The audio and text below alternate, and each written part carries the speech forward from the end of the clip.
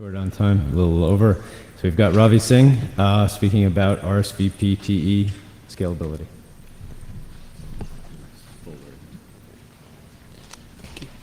Good afternoon. RSVP TE scalability, or rather RSVP TE usability at scale. Why am I talking about this topic here? I'm talking about this even though RSVP TE has been around for a good 10 years, because of late there has been effort being made at various vendors to improve the RSVP TE LSP scale. And as we do that, what are the operational issues that would come to the fore that need being addressed, and how would we address those issues? So basically, this presentation is going to be three-part. First is going to be a very brief, quick recap of what is RSVP TE all about, very brief. Thereafter, I'm going to summarize the 6 different categories of operational issues that I believe make sense. And in the third part of the presentation, we'll walk through different ways to address those operational issues. And as with any such list, this list of operational issues may not be comprehensive. And if you think that some operational issues that you are encountering that are not addressed here, I would really look forward to receiving your comments on my email that was listed on the first slide.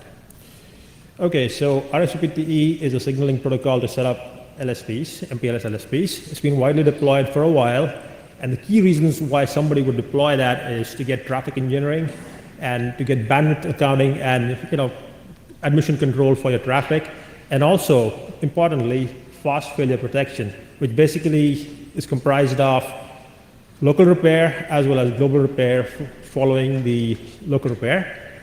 And over the years, over the 10 plus years that RSVP TE has been around, the networks have grown. As a result, the number of LSPs that are carried, the maximum number of LSPs that a specific router may carry has gone up.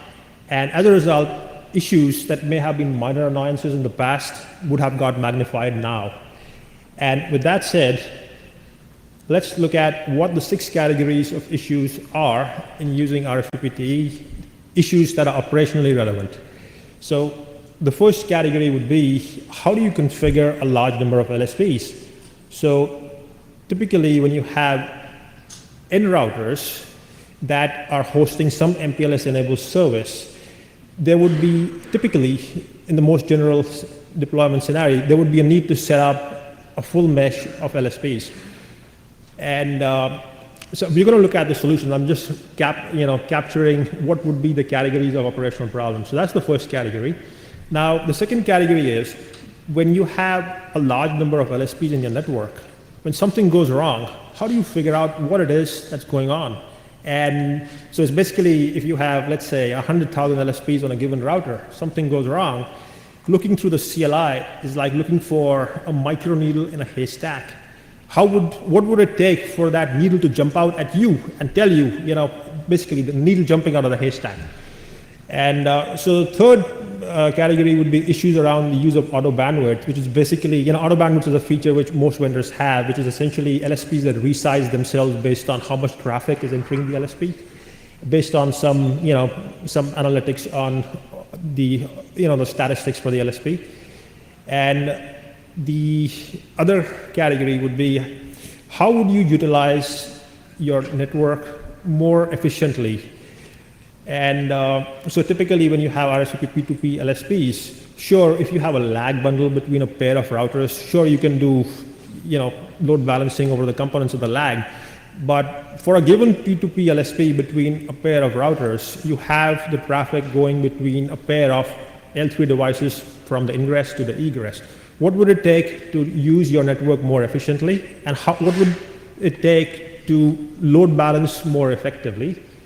And then the other problem that's sometimes seen is that when you use some network churn, some links or nodes failing, when the LSPs are re-optimizing, you see data losses. Why do you see those? And what's a vendor agnostic way to fix that even in a network where you have routers from multiple vendors? And of course, what I have listed here as the last category of operational problem would be how do you in general reduce network churn in the context of RSVP TE LSPs? So having looked at the three, or rather the 6 categories of operational problems, let's jump in and look at what it takes to solve each of those operational problems one at a time. So in doing that, I have this network diagram here. It's a pretty simple diagram, and I'm going to use this as an example to illustrate points as we go along. And so the routers numbered R1 to 8, think of them as PE routers that are hosting some kind of MPLS-enabled service, typically an L3 VPN or VPLS or whatever. And A, B, and C are your transit routers, and between R6 and C, there's a lag bundle. So if you have to configure LSPs between all of those PEs, R1 to R8, one way is to do it manually, which is, you have to configure the LSPs in each direction, which is onerous in terms of having to configure it. Now, there is already a way to address that problem, and it's our RSVP Auto Mesh. And before I get into that, so the solutions to these operational problems that I'm listing here, not everything is brand new. Some of this is stuff that has been around for a while, and for reasons maybe perhaps specific to the way various networks are set up, perhaps it's not getting used. There's other stuff that is right now in beta trials and not available to everybody to try out. And then there's stuff that's conceptually available but not implemented for lack of sufficient push from operators. So I would urge you, depending on if you find something interesting here, and I hope you will, the things that are not yet implemented, I would look forward to receiving feedback on, pushing to implement those. So back to RSVP Auto Mesh. So RSVP Auto Mesh essentially relies on creating RSVP LSPs not based on configuring each LSP individually. Rather, it relies on the availability of some BGP route learned from a remote router to trigger an on-demand setup of the LSP without having explicit configuration for that LSP. So for example, if you had an L3 VPN service in use in this network with the R1 to R8 being PEs, when R1 learns of some L3 VPN route from R5, that would be the trigger for R1 to create this LSP on the fly, and likewise for this mesh of 8 PEs. It's been around for a while, many customers use it, and what I would like to know is, for those of you that don't use it, and if you have specific reasons why you don't use it, please give us feedback. And let's move on. So when you have a large number of LSPs in a network, how do you figure out when something goes wrong? Like I said, figuring out from the CLI is very onerous. So in keeping with the telemetry theme, so here's LSP telemetry. So essentially, what LSP telemetry gives you is that from the router, you get some messaging coming at an off-router device that essentially is describing a subset of events that are happening on whatever LSPs that choose to be monitored this way, and what properties on those LSPs, how are the properties on those LSPs changing. So essentially it has really 2 components.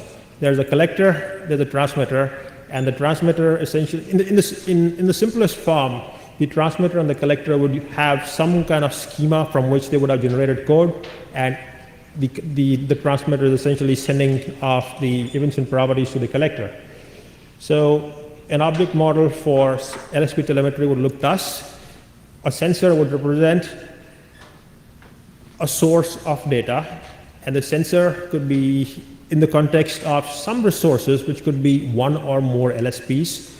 And as part of the config, you would have a sensor and the resources that the sensor is in context of, and there would be an export profile, which is essentially saying how frequently is to send the data, and what transport protocol to use, and what serialization format to use. And then there's a server, the off-router device to which to stream this data.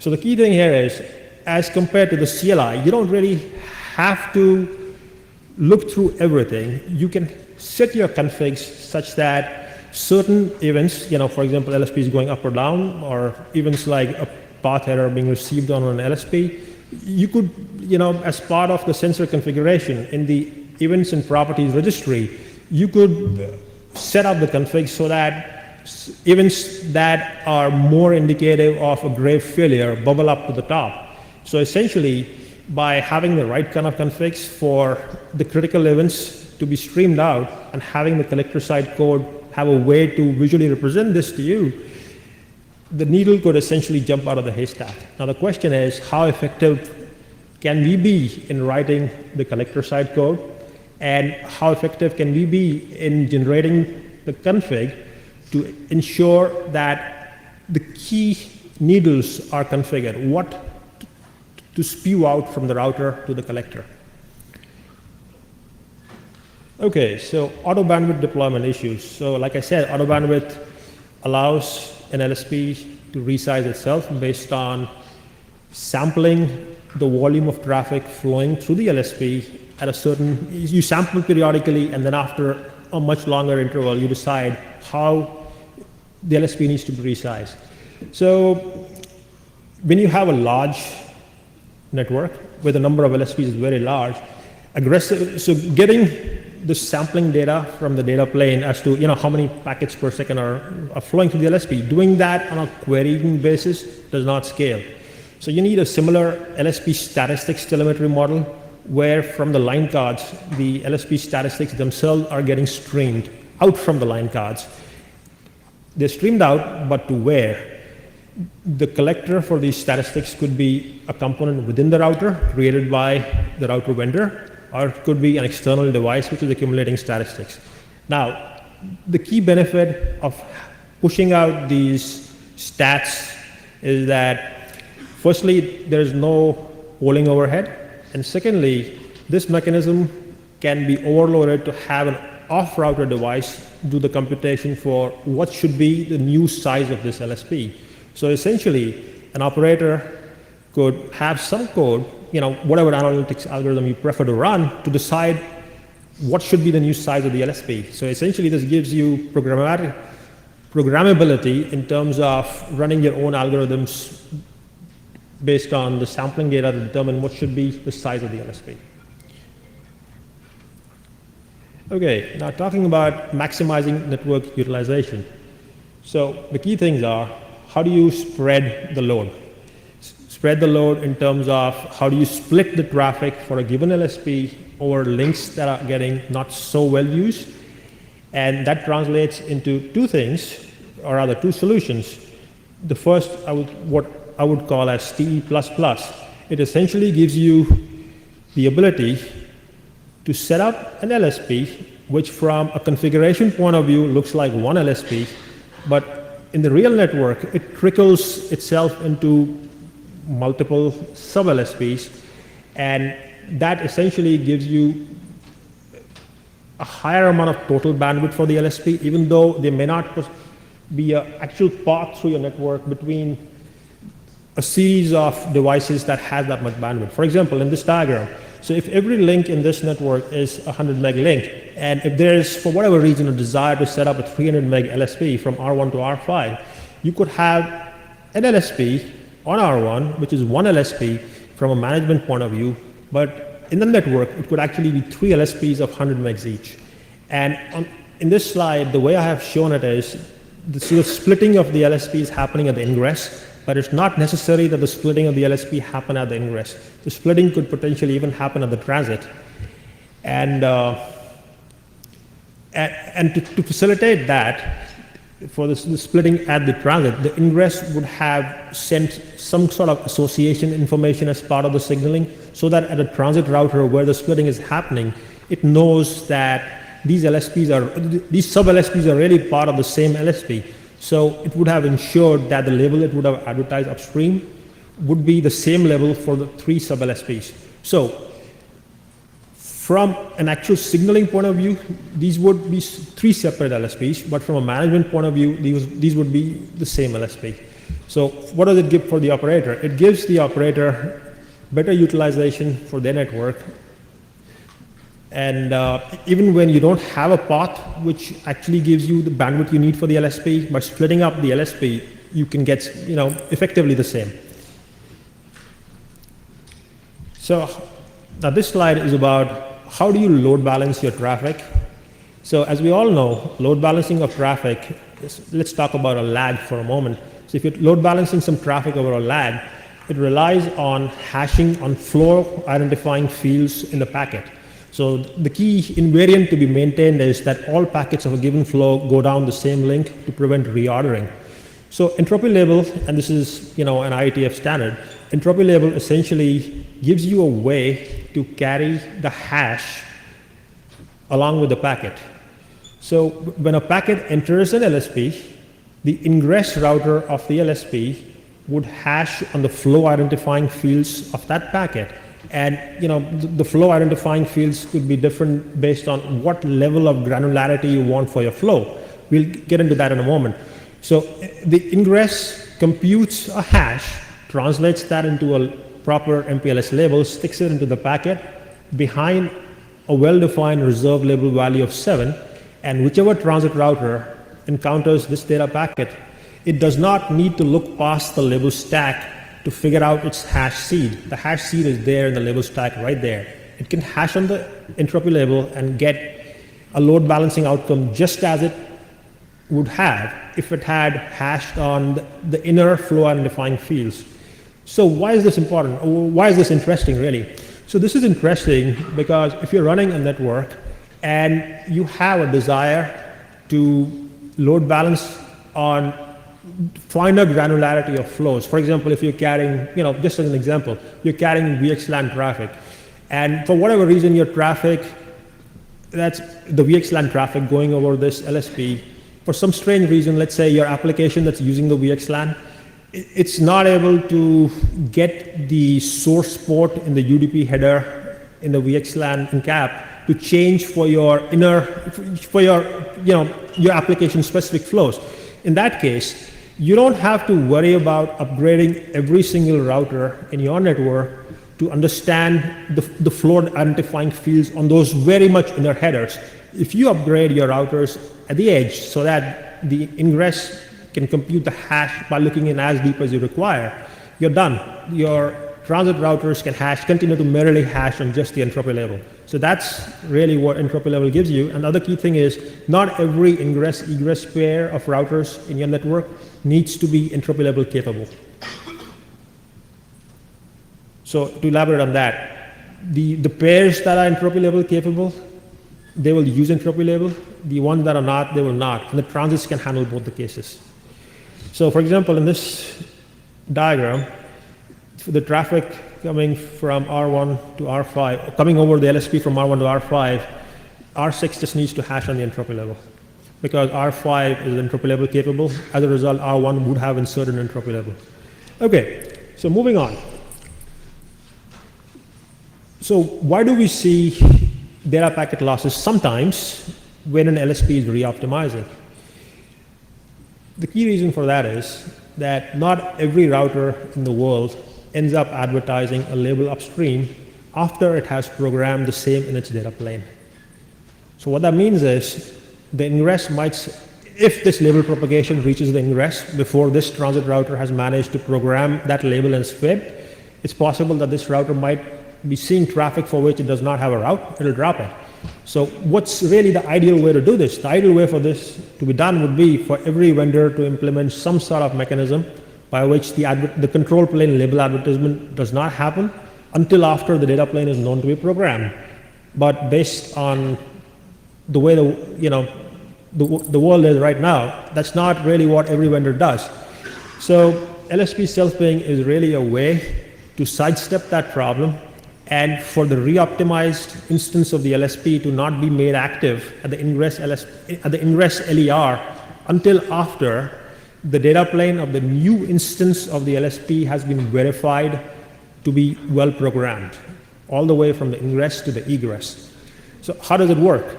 It works by essentially sending IP/UDP data probes over this new LSP instance so that they would exercise this new LSP's data path all the way. And if you get this, and by the way, the key thing about these probes is that the destination address in these probes is set to the IP address of the ingress of this LSP itself. So if these packets make all the way to the ingress, that means the data plane is programmed on all the routers. if this packet loops back to the ingress knows that the data plane is good and the traffic can be switched to the new instance of the LSP. So this is a way that data losses can be avoided during LSP reoptimization. And this is just a picture to essentially describe the same. The green LSP was the LSP that existed in the network, and the link between B and R6 failed. At that time, local repair kicked in between B and R6, and in response to having received an indication of this failure having happened, R1 initiates signaling for a new instance of the LSP, the red LSP, and it does not start to use this instance until after the data probe sent by R1 over this red LSP instance is received back.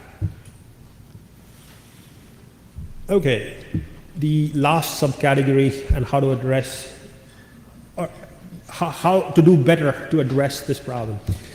So when we are resignaling an LSP as part of make before break, now it is desirable to reuse the same label on every hop as long as the new path for the LSP is the same as the old path. When would that happen? That would happen typically when you're using auto bandwidth and you're setting up a new instance of the LSP with a higher bandwidth T-spec in that.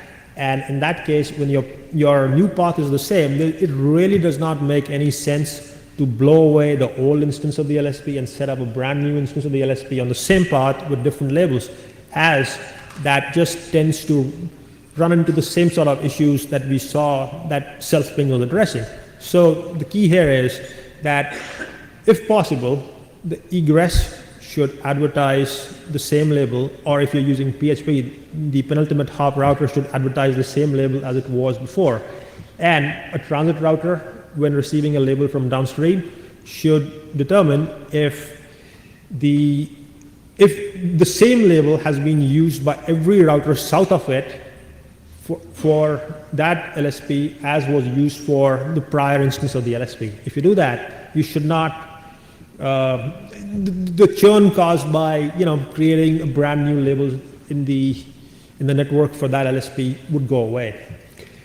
The other thing is, when do you really resignal an LSP? If you're running a very large network and you're trying to set up a large number of LSPs at the same time, there'll be some propagation delay in the messages. And if you give up too quickly, in regards to when you get your reservation message back, you can potentially exacerbate that problem, which was the original cause for why the messaging was slow to go. So the key here would be that unless the path has changed, unless there is an IGP update indicating that the path has changed, the router should just refresh the path message for the LSP without trying to tear down the previous instance of the LSP. And the last bullet on this slide is essentially talking about a problem that can happen when you have some network churn, some links going up and down, and you have LSPs with different setup and reservation priorities, and such that a less preferred LSP ends up getting preempted by a more preferred LSP that comes by later.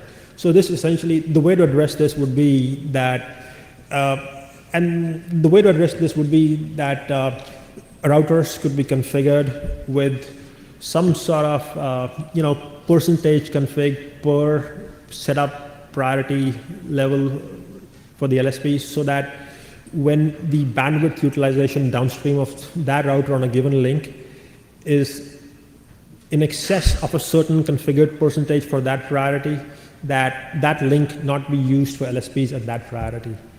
And by using these three subclasses of solutions, the network churn in setting up subsequent instances of RSVP LSPs can be reduced. And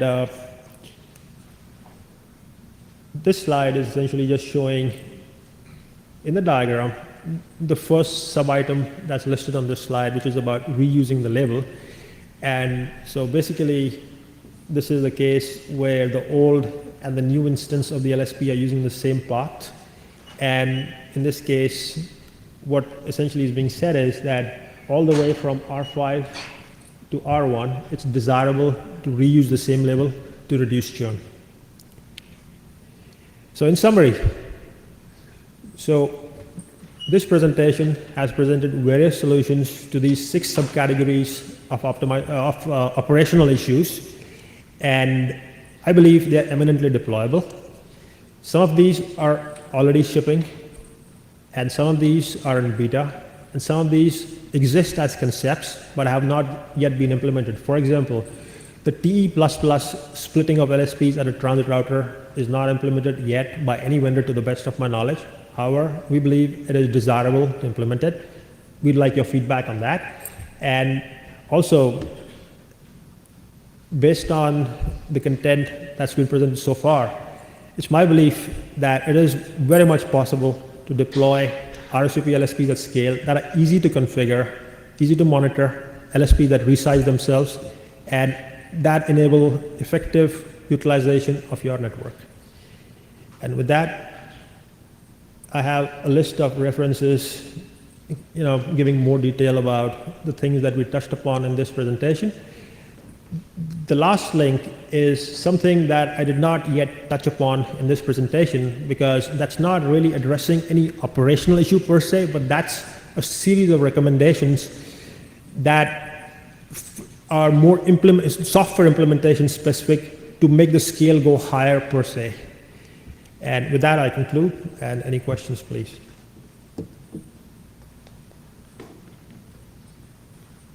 Well, looks like everybody's ready to go home. Thank you.